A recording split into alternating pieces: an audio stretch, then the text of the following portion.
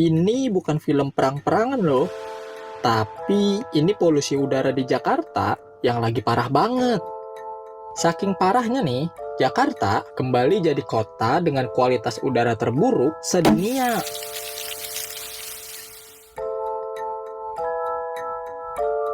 Sekalinya ranking 1, malah jadi kota paling berpolusi.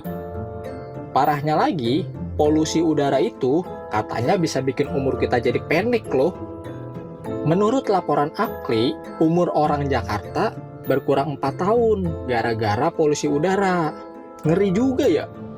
Kok bisa ya polusi ngurangin umur? Yuk kita bahas di One Explainer. Jadi gini gens, seperti tadi yang gue bilang, Jakarta udah sering banget jadi kota paling berpolusi di dunia.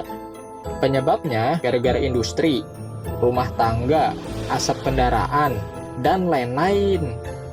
Artinya, udara di Jakarta itu mengandung banyak polutan, berupa partikel kecil yang membahayakan. Polutan yang paling banyak itu jenisnya PM2.5 yang ukurannya 2,5 mikron.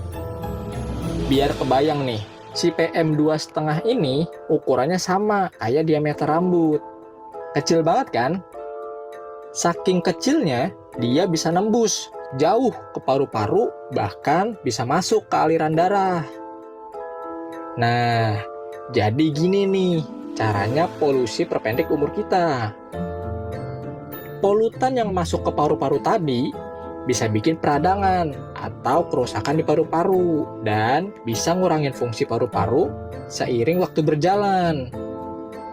Akibatnya, timbul tuh berbagai penyakit pernapasan kayak asma, bronkitis, emfisema, dan kanker.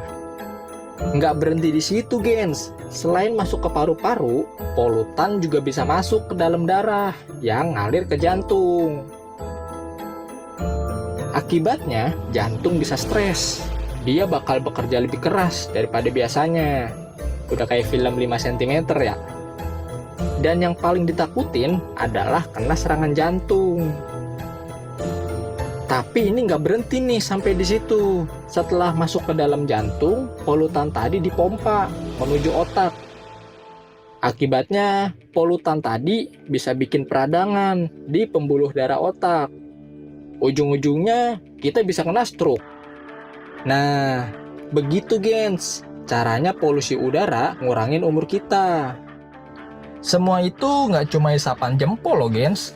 Menurut data Greenpeace, kematian dini akibat polusi udara di Jakarta mencapai 6.000 jiwa pada tahun 2020. Kalau se-Indonesia, jumlahnya mencapai 9.000 jiwa. Kalau sedunia, jumlahnya hampir 100.000 jiwa.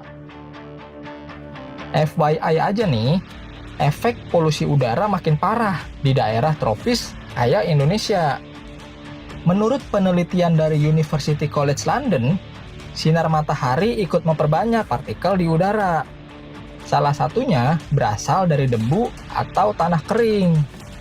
Efek itu bakal lebih parah lagi buat beberapa orang, yaitu penderita penyakit jantung, penyakit paru-paru, wanita hamil, anak kecil di bawah umur 14 tahun, pekerja luar ruangan, atau atlet yang olahraga keras di luar ruangan. Kira-kira kalian ada di kategori itu nggak, gens? Terus gimana dong biar kita nggak kena efek polusi udara? Menurut standar WHO, ada beberapa cara yang bisa dilakuin biar nggak terpapar polusi udara. Pertama, kurangi berjalan di jalanan yang padat, apalagi waktu jam-jam sibuk. Terus, kalau bawa anak kecil, coba deh diangkat atau digendong, biar nggak sejajar sama knalpot kendaraan. Kedua, selalu pakai masker, supaya udara yang masuk ke paru-paru kita udah tersaring. Karena gens, nggak adanya kabut atau asap yang terlihat bukan jadi indikasi kalau udaranya udah pasti sehat. Tapi itu semua sebenarnya nggak cukup, gens. Kita juga harus aktif ngurangin produksi polusi udara. Salah satu caranya dengan ngurangin penggunaan kendaraan pribadi. Terus kita juga harus hemat listrik karena pembangkit listrik kita itu masih pakai energi fosil alias BBM. Ketiga, jangan bakar sampah sembarangan, karena asapnya bakal jadi polusi. Masih banyak lah pokoknya cara buat ngurangin polusi udara. Kalau cara kalian gimana? Komen dong. Apapun caranya, polusi udara ini nggak boleh dibiarin, biar nggak ada lagi tuh kematian prematur gara-gara polusi udara.